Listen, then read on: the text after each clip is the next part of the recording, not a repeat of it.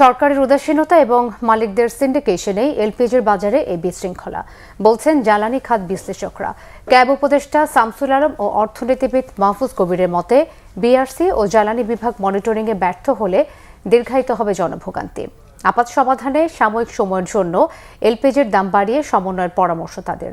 Report Rishan নাসরুল্লাহর। তরল gas আমদানি ও বাজার তদারকিতে সরকারের ব্যর্থতায় চরম ভোগান্তিতে এলপিজির গ্রাহকরা। দ্বিগুণ দামেও মিলছে না এলপিজি সিলিন্ডার। জ্বালানি খাত বিশ্লেষকরা বলছেন, সরকারের নমনীয়তার সুযোগ নিয়েছেন এলপিজি অপারেটর ও ডিস্ট্রিবিউটররা, জিম্মি করেছেন গ্রাহকদের। সরকার দখলের মতো, রাষ্ট্র দখলের মতো এলপিজি সেক্টরটা এলপিজি কোম্পানির পুরো দখলে চলে গেছে। তারা অবৈধ দখলদার, তাদের উচ্ছেদের ক্ষমতা রাষ্ট্রের নেই, সরকারের নেই। সরকার এক্ষেত্রে অকার্যকর এবং সরকার অকার্যকর হলে রাষ্ট্র ব্যর্থ হয়ে যায়। এবং এই ক্ষেত্রে যে সমস্ত কাণ্ড কারখানা এলপিজি ব্যবসায়ীরা এই ব্যবসার উপরে নিয়ন্ত্রণ নিয়েছে, তাতে রাষ্ট্র ব্যর্থ। ব্যবসায়ীরা ধর্মঘট প্রত্যাহার করলেন, কিন্তু তারপরে সমস্যার সমাধান হলো না কেন? এবং দিনের বেলা দোকান বন্ধ, রাতের বেলা দ্বিগুণ দামে বিক্রি হচ্ছে। তো এই সমস্যাটা তো হচ্ছে আমাদের এখন। এই জায়গাটাতে আমি মনে করি যে আসলে বাংলাদেশ এনার্জি রেগুলেটরি কমিশনের একটা হস্তক্ষেপ দরকার ছিল। জ্বালানি ও খনিজ সম্পদ মন্ত্রণালয়ের এখানে হস্তক্ষেপ দরকার ছিল, তার কারণ তাদের কাছে সমস্ত তথ্য আছে যে কি পরিমাণে আসলে জ্বালানি আমদানি হয়েছে, এলপিজি আমদানি হয়েছে। জনগণের যে চরম ভোগান্তি, এই সময়টাতে কেন গেজেট হয় না এবং সেটা শুক্র শনিবারে কাজ করতে পারলো না কেন তারা? এখনও কোনো গেজেট এলো না, সিদ্ধান্ত এলো না। সেটার দায়টা আমি মনে করি যে এখানে এনার্জি রেগুলেটরি কমিশনের। তো এটা খুব দ্রুত সম্ভব, এটাকে আসলে এই দামটা সমন্বয় করতে হবে।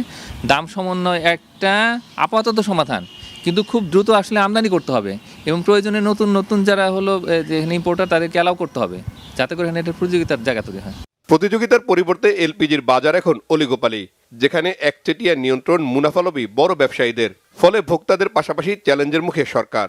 নির্বাচনের আগে এ ধরনের চক্র আরও সক্রিয় হওয়ার আলামত দেখছেন খাত সংশ্লিষ্টরা। অলিগোপলি তৈরি করে বাজারটাকে আরও বেশি করে নিয়ন্ত্রণ করা যায়। এখন এই কনসেন্ট্রেশনটা এত হাই হয়ে গেছে এখানে যে এখন দেখা যাচ্ছে যে আসলে প্রতিযোগিতার তো দূরের কথা, এখন মানুষের আসলে এই গ্যাসের অ্যাক্সেস করাটাই এখন কঠিন হয়ে গেছে।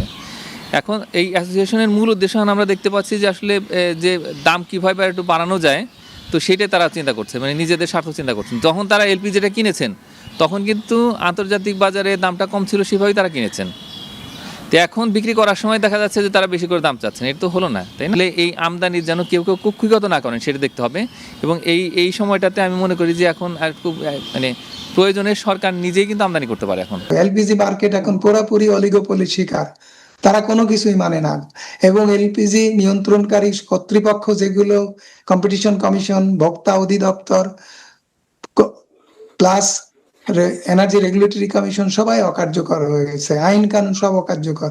এমন জটিল পরিস্থিতির মাঝেও এলপিজির বাজার নিয়ন্ত্রণে হাকডাক আর প্রেস বিজ্ঞপ্তিতেই আটকে আছে সরকারের সব উদ্যোগ।